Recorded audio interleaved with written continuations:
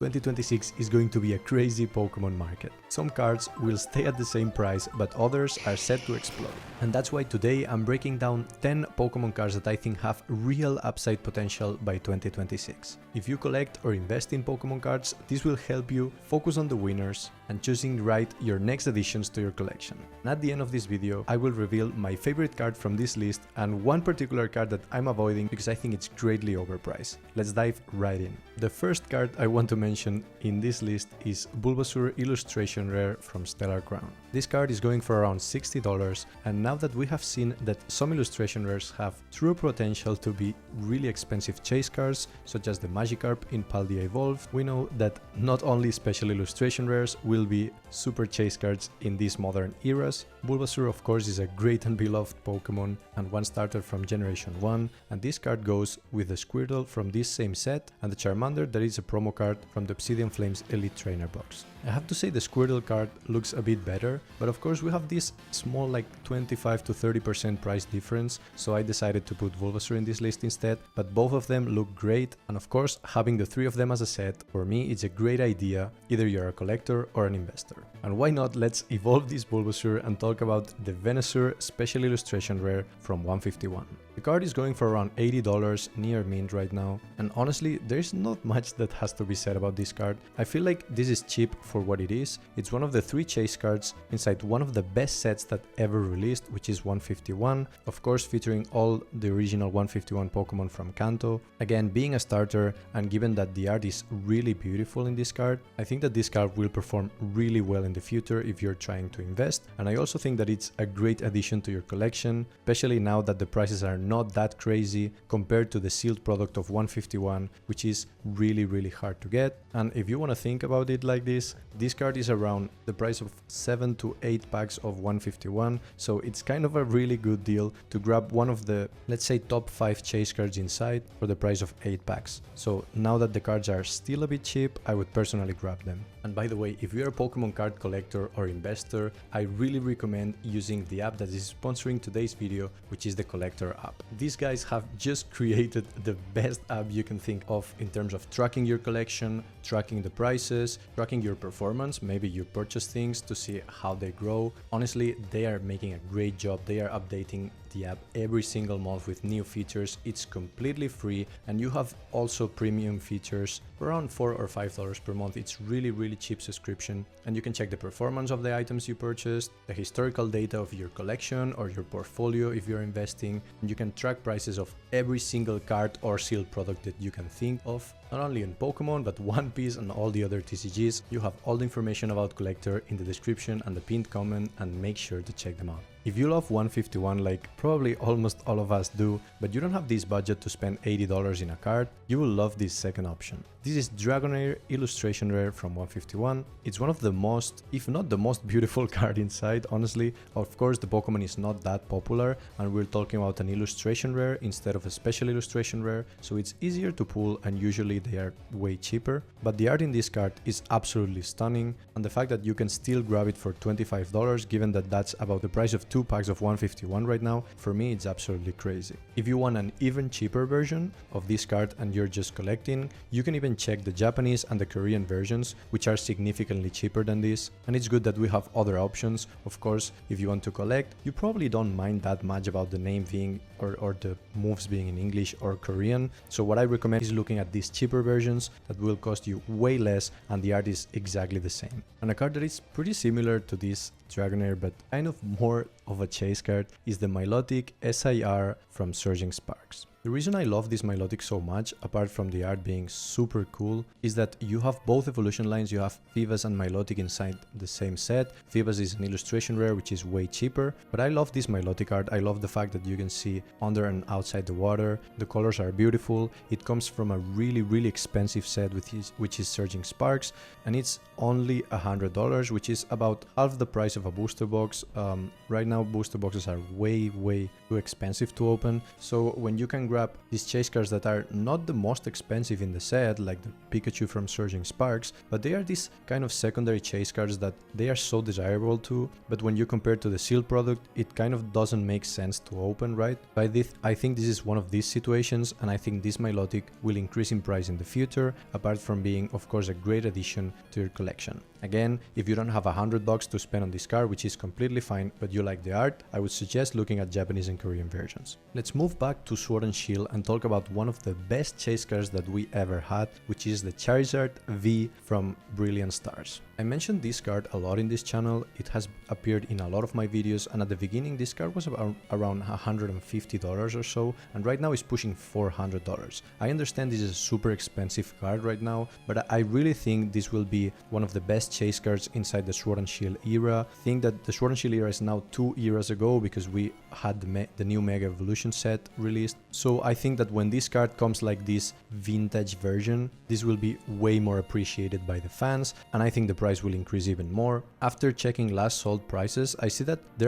it fluctuates a lot. It goes from $250 to $400, so make sure that you are in that range if you want to purchase this. Of course, if you're getting a near mint version and you want to grade it, always try and check it in person to some vendors, please, because it's so hard to check online. But this card will be an absolute grail, and I feel like this card in a PSA 10 is one of these historical chase cards to have in your collection. And now that we are in the Sword and Shield era, let's talk about one of my favorite chase cards of all time, which is the Lugia V alternative art from Silver Tempest. Now, Silver Tempest is a one-trick pony, which means that there's only one really big chase card inside, but even that has pushed the boxes to be $450 or so, which is kind of the price of this card in near mint right now. What I mean is that even if you're investing, and usually sealed product performs better than cards in the long run, I feel like for the same price to have the big price of the set, which is this Lugia V, I would probably go for the card still. This card looks absolutely gorgeous in person,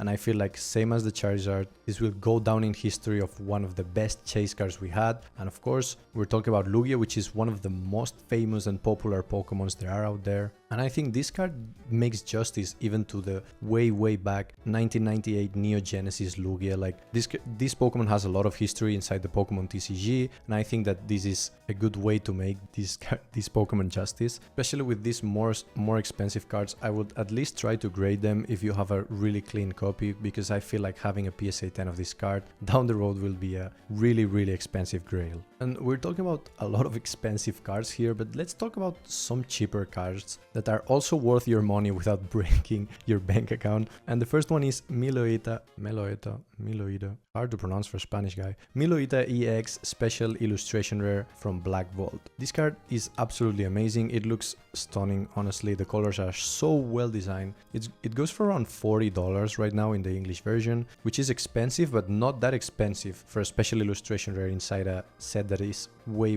more expensive if we talk about the sealed product and booster bundles, elite trainer boxes and stuff, because we're talking about the specialty set that doesn't have booster boxes. And actually, let me show you. So we actually pulled this with a friend. This is the Korean version. Actually, I don't think this is focusing. Yep, this is a Korean version. The card looks absolutely gorgeous. I don't know if it appreciates in camera. Yeah, you can see right there, the texture just feels right, honestly. We pulled this ourselves, but of course the Korean version will be like $20 or so. It's a really cheaper option if you just like the art and want to collect the card. And honestly, this gives me vibes similar to the Celebi from Fusion Strike, which was like this kind of a cute mythical Pokemon that was like not that desired, and it was really cheap. And I feel like these underrated cards are the way to go if you're looking to have a piece in your collection that will actually appreciate in value in the future. So I think this is a really great pick. And talking about Black Bolt, I want to talk about the cheapest card on this list, which is Crustle Illustration Rare from Black Bolt. You can see Crustle just like being the bridge. I don't know, it's just so cute. We have the pre-evo here that we also pulled. This card is really cute, and actually I think this card is great too, but this is a bit more expensive. I think this is about $10 to $12 and Crustle is $12. The fact that both of them are really cool makes this card kind of a special, and honestly $5 is kind of this no risk piece in your collection that if it goes up $2, it's okay. If it goes down $2, it's okay too. But down the road, I think people will just collect these two cards together because they are both so cute. And I don't know, maybe having them in a PSA 10 feels like a really cool set, even if they don't, if they are not matching cards and stuff. But it's cool that the whole evolution line cards are great, and I think these for $5 is kind of a no risk piece addition to your collection. So definitely if you are into these cheaper cards, you can check this out. I don't know how much the Korean version of this card is going for, but if it's $5 in English, it would probably be less than $2. So definitely a cool addition. And now let's talk about the last main set released of the Scarlet and Violet era, which is Destined Rivals. And I want to specifically talk about Cynthia's Garchomp EX Special Illustration Rare. What can I say about this card? $300 card when the set just released. The price is absolutely insane, but I feel like this card will be one of these, you know, most remembered cards. Down the road, this card will be one of the most iconic chase cards in the Scarlet and Violet era. It's way cheaper than Rocket's Mewtwo, which I kind of understand because Giovanni and Mewtwo are way more popular than Cynthia's and Garchomp. But I feel like for our generation, like the ones who didn't play Gen 1 when it released and we were like Gen 3 and Gen 4 players, I feel like Cynthia's gotta be probably one of the most iconic trainers there, and Garchomp too, right? Like you feared Cynthia's Garchomp as a kid, and I feel like this card has a lot of story behind. Apart from that, the card looks absolutely stunning. For me, it's way better than Rocket's Mewtwo, but I understand that Giovanni it's kind of this icon in Pokemon. But yeah, Cynthia's Garchomp for me, it will be even more expensive than it is right now. Maybe it drops down a bit in price when we have some sealed product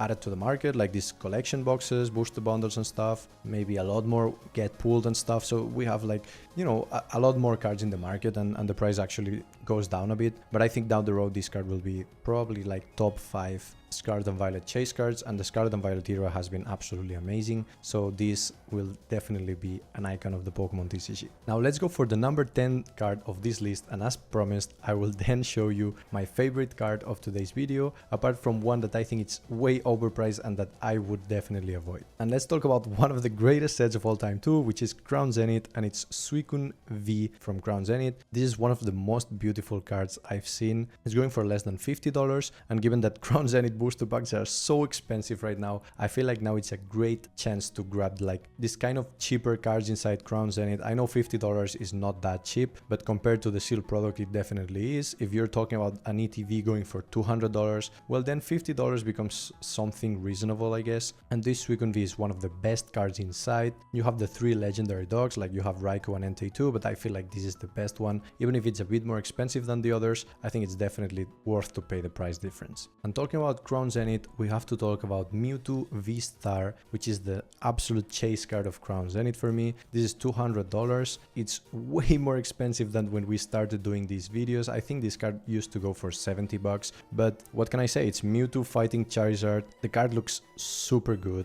It's so well designed, and the fact that we have 2 really popular Pokemon from Gen 1 that we all know fighting in the same card, such as the Charizard V we mentioned before with Venusaur. I know it's kind of a unique opportunity. If I had to choose one card from this list, it would definitely be this one, even if it's so expensive right now. For me, this is probably like top 3 chase cards inside Sword and Shield, which is something like really big to say because we have the Moonbryon, we have the Giratina and stuff, but for me it's definitely up there. And if you compare this card to the other ones, this is not that expensive, right? If you compare it to the Moonbryon or the Giratina going for more than $1,000 and stuff, I feel like this is a great opportunity.